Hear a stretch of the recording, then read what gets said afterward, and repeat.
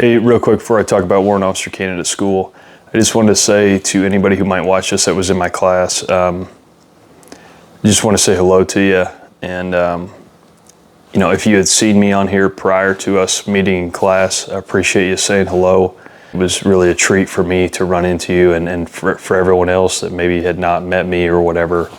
Going through that process and spending that time was really special to me. So just being real and upfront and saying thanks, and just know that it was cool to hang out. For everyone else that's been watching my stuff and kind of tagging along, thank you. I just started throwing stuff up because I'm passionate about this process. I like talking about it. Continue to comment. A lot of the value comes from people leaving comments. If they think they have value in them, people go down there, they find answers. It's therapeutic, it's a shared experience, it's good. I never thought I would wear this. I was gonna ditch the camis for the video, and man, I'm leaving them on. Like, I just am super proud to have this on. So I'm gonna talk about how I viewed the Warrant Officer Corps, or cohort as we call it. And then I'll kind of talk about the course, and then at the end of the video, I think it's probably the most important part, I'll talk about mindset and you know, what I think about people who are pursuing this. And I mean, it's just running into new people. And one of my buddies in class was like, "You have a YouTube channel?" I was like, "Yeah, you know, yeah." Kind of lame, you know. He goes, "Oh, no, it's not. I'm gonna go tell everybody in the company right now." And I said, "Oh my God, please don't." He goes, "I'm gonna go up there." Good. Good time, a lot of fun, a lot of hard work, a lot of fun. But two quick stories. When I was in Marine combat training, I ran into a bursting bomb, you know, CW5 gunner. And, you know, like literally he came around the corner, I was by myself. I just locked up to the position of attention, and he just couldn't have been a nicer guy. "Hey, how you doing, killer? You know, training going okay? You doing all right?" Put his hand on my shoulder, all that stuff. So just couldn't believe how approachable and sort of like a dad, you know, or grandpa even. And then when I was on the 24th MU, I was on the Iwo Jima, and I had a master gunnery sergeant that got wires crossed that he talked to S1 and they thought that I had forged my promotion warrant. And instead of like coming to ask me or anything, it was just weird. My gunny comes up to me, he's like, "Hey, Master Guns just got done talking to S1. They're gonna be looking to NJP you for forging your promotion warrant." And I was like, "What?" And then so like gunner, not the same guy from MCT, this is an aviation ordnance gunner, Annunziata, you know, little bald-headed, motivated prior drill instructor, ran a tight ship, you know, great leader, comes up, he said, "Ain't no fucking way, dog. We got you." He had my back from the jump. He was a phenomenal leader and full of wisdom and technical knowledge and professionalism and all that good stuff. So that was my impression of warrant officers, and it always has been in any branch, is just full of wisdom, full of technical expertise, good leaders, down to earth, empathetic, self-aware. Like, I'm proud to be in the cohort and have this on. It means a lot to me. I'm gonna do my best to live up to that. So I went to a guard WOCS, and ours is stretched over 6 months. You do 5 months, 1 weekend for 5 months. And then in the 6th month, you do a 2-week, you know, like block of training. Phase 1 is the first 5 months. Phase 2 is that last 2 weeks. So there's pros and cons to both. I've talked with people that have done both. But let's talk about it. Getting this rank, the first thing I'll say is you need extra money in your bank account. You're gonna have a packing list. It's like 3 pages long. You're gonna have to have everything on there, including like your Class A dress uniform, your AGSUs or ASUs. I was fortunate that I had mine issued to me, being kind of new, so that helped me a lot. But I still, you know, went and got them tailored and altered and all that, so it just costs money. It's probably $1,000. You're gonna have to have, you know, 6 undershirts and 4 sets of camis, and, but, you know, blah blah blah. So go line by line, quantity by quantity, check it off. You got to mark it all according to the standard operating procedure, which you're going to find out is like one of the main levers that the instructors and the staff can pull to teach you how to go read a document, which I think ours was 116 pages long, and they expect you to know it front to back.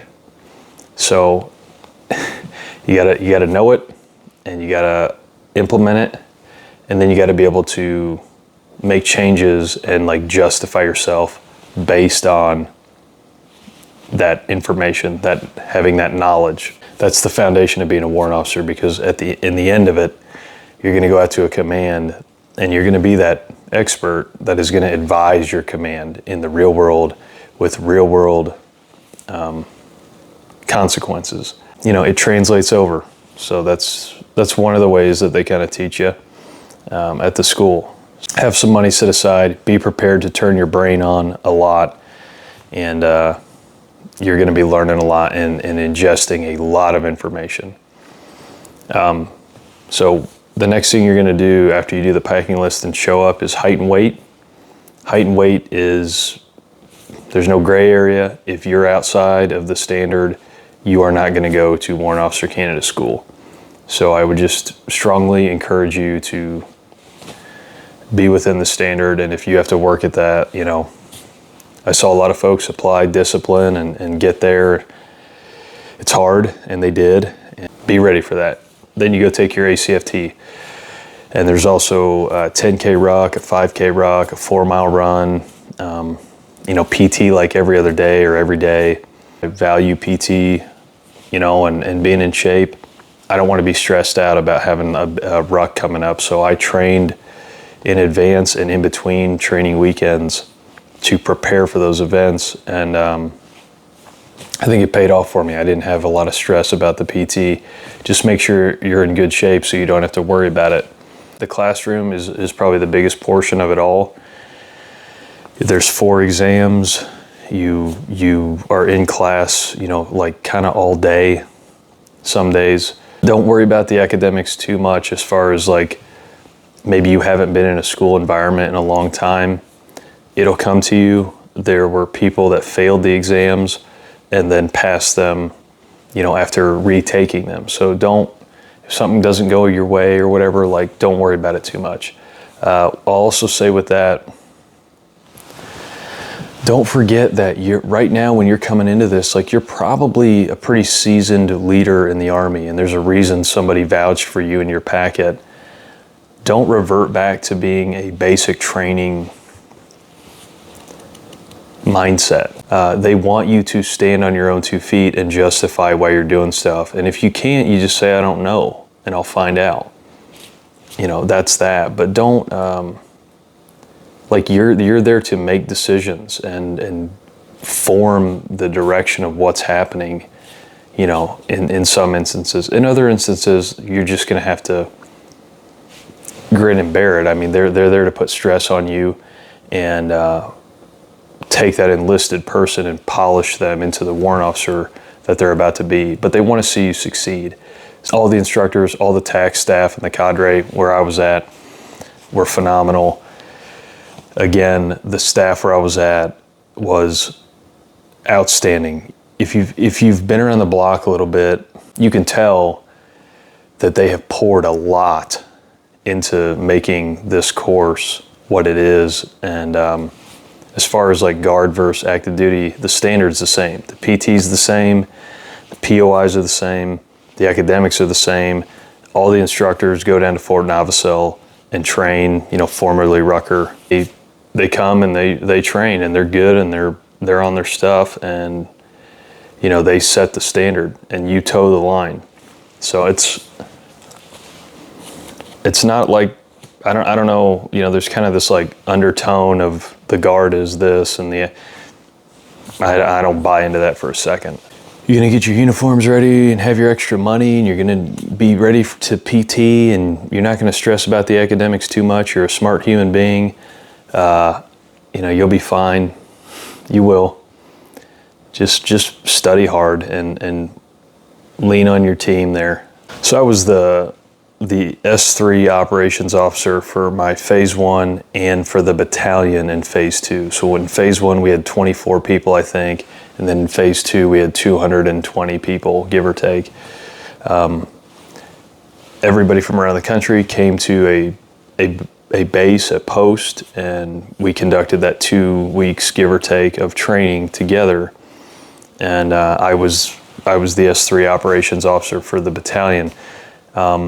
If you're a person that is, you know, aspirational and you wanna help form what's going on and be involved, and you have some experience with giving presentations and speaking publicly, and you know, maybe you've worked in operations or something like that, that's the person that should probably take that role.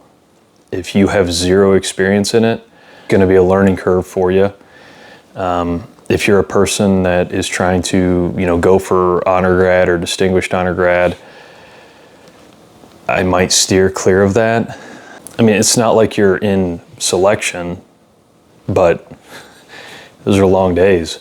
Just, if you're going to take that on, just know that it's great. You're going to learn a lot. You're going to grow as a person. You're going to be outside of your comfort zone. But if you fail, the battalion's going to fail in some form or fashion. And so there is some extra weight on you, some extra stress, some extra hours, and just be aware of that. Overall, it's a good thing. And you know, the biggest thing I learned is, like I said, like taking the intent and getting it down to the squad leader level, and what's the best way to communicate that. Towards the end, you become like a phase 2, and you get new pinned rank and different privileges. I don't really know if we got new privileges. You know, so like the caffeine thing, you know, I like coffee in the morning a lot, and they kind of use that to see if you can dig in the weeds and say, this is why we need this. I'm going to submit a memo according to this AR, you know, format wise and verbiage wise, to address to the right people and all that. They use it as a tool to teach you how to research something, justify it, and then stand on your own 2 feet and deliver it and sell it in a stressful situation. So it might just be coffee, but you know, out in the real world. So that's another example of kind of like the little things and nuances of WOCS. Of course, it's coffee with warrant officers, but yeah, a lot of drill and ceremony too. Battalion formations. You know, we're calling cadence and all that stuff. It's all there, so brush up on all that good stuff. It's a great course. They want to see you succeed. There's a reason you're there, but you know, it'll stress you out and put some weight on you. Try to enjoy it. If you're you get through it, and then you go to graduation, and it's just a blast. Being with all your buddies, your new friends, and celebrating your accomplishment. Allow yourself to enjoy the moment. Allow yourself to be present. Allow yourself to take an extra few minutes with your peers and enjoy that bond, because those are literally sacred. I'm telling you, as a 37-year-old boot in this, who's got the life experience and all that, and then the naive esprit de corps, you know, put those together. It's a pretty deadly combination of like being in a good place mentally to tell you that soak it up, even when it's not fun, or when you're just when somebody cracks a joke and everybody's dying laughing, like relish that and be present in that moment, because it's special and it's not out in the civilian world like it is in the military. So it's really a beautiful thing, and that's what I was saying in the beginning, like to everybody that I went through with, like that was on my mind through a lot of this. You know, I'm not trying to make it more than what it is, but there's something to be said. Something to be said. Okay, here's the most important part of the video if you're considering going to do this, especially if you're younger. Like, don't do this with gray hair. Get your packet in, find your warrant officers in your command. They're looking for their replacements. On our last day, they told us, find your replacement. And we're not even in the cohort yet. Like, we haven't even pinned on our rank, and they're telling us, find your replacement. So here I am telling you. I talked with somebody the other day. Well, I'm not an E6 yet or whatever. Like, I'm pretty sure it's waivable. You know, if you're a high speed and you got a good leader and they believe in you and you develop that relationship and you build your network and you've kind of signaled to your command that that's the path you want to take, there are ways to get you on the path. And so you should be aware of that, and you should research it. You know, take the steps to get it into place, to take action, take those steps. Do it this week. Do it tomorrow. Write it down. I'm going to talk to CW3, you know, Dave, and Dave's going to help me out because he's a nice guy, and he's got to find his replacement too. So you don't underestimate yourself. Like, I never thought I'd have this on. I never thought I'd be going to try to fly. I never thought that I would get a college degree from a decent university or have a bunch of, you know, like, we've had many houses and my beautiful family and all this stuff. Like, I give credit to God, my faith for that. I need to give credit where it's due, but don't underestimate yourself. Because I'm telling you, if a guy like me, I start my own company, run it successfully for years, just off a whim. I just needed money, and then boom, 6 figures first year. So if I can, I don't have any abnormal anything, very average person. If I can, you can. And I've said this before, but like, if it is humanly possible, you should consider it possible for yourself. And I think that rings true. I think it is a truth of life for the vast majority of things. So I'm just trying to encourage you. This is not unattainable. This is not out of your reach. This is something that you should aspire to and feel like it is accessible to you if you have those aspirations. So go take action and see what happens. Make them tell you no. Okay, that was definitely the most important thing I said. So I hope the person that needed to hear it did. And on to the next thing. We're packing up around here. I'm looking forward to it. I hope I add value here and there. Leave a comment, hit like, go bother that CW3 tomorrow, okay? Sharp minds, smooth hands. See you on the next one.